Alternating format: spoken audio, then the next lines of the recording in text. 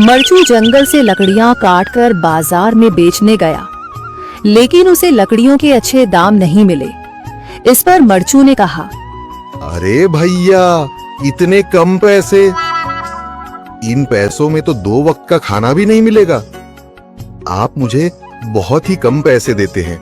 मैं इतनी मेहनत से लकड़ियां काट कर आता हूँ, लेकिन उनके पैसे मुझे बहुत कम मिलते हैं।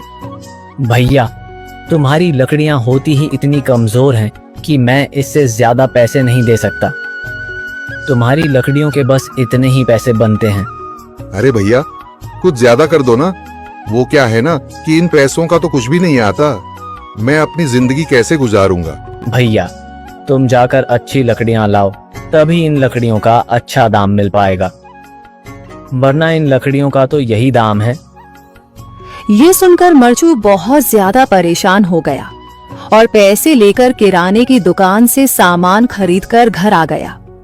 घर पहुंचते ही मरचू की पत्नी सीता ने कहा, अरे जी, सामान ले आए आप? हाँ जी, सामान ले आया हूँ। सीता के चेहरे पर खुशी छा जाती है, लेकिन जब उसने सामान देखा, जी, इसमें तो बहुत थोड़ा सामान है।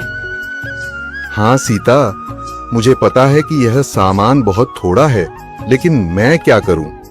मेरे पास जितने पैसे थे, मैं उतने का ही सामान लेकर आ गया हूँ। इस तरह हमारा गुजारा कैसे हो पाएगा जी? आपको तो पता ही है कि हम कितनी मुश्किलों से गुजारा करते हैं। हाँ, मुझे पता है, लेकिन मैं कर भी क्या सकता हूँ? मेरे पास इतने पैसे ही नहीं कि हम एक अच्छी जिंदगी गुजार सकें। इतनी मेहनत कर रहा हूँ, लेकिन फिर भी मेहनत का फल नहीं मिल रहा। इतनी मेहनत से अच्छी लकड़ी काट कर आता हूँ, लेकिन मुनासिब दाम नहीं मिलता। मैं तो बहुत परेशान हूँ।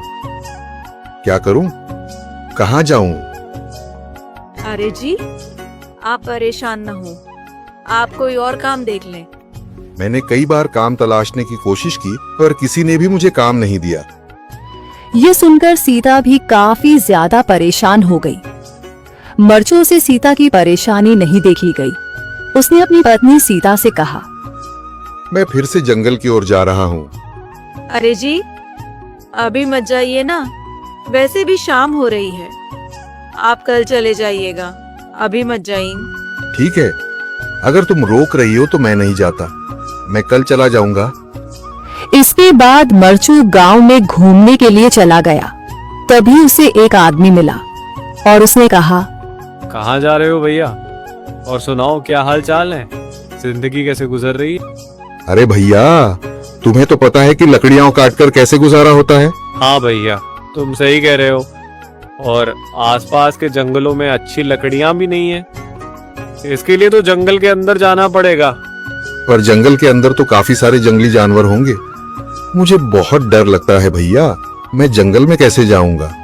हाँ भैया, जंगली जानवर तो होंगे, लेकिन अच्छी लकड़ियां तो वहीं से ही मिलेंगी। ये सुनकर मरचू बहुत ज्यादा परेशान हो गया, लेकिन वह आदमी बिल्कुल ठीक कह रहा था। जंगल के किनारे की सारी लकड़ियां कट चुकी थीं। अब सिर्फ जंगल के अंदर ही अच्छी लकड़ियां बची थीं।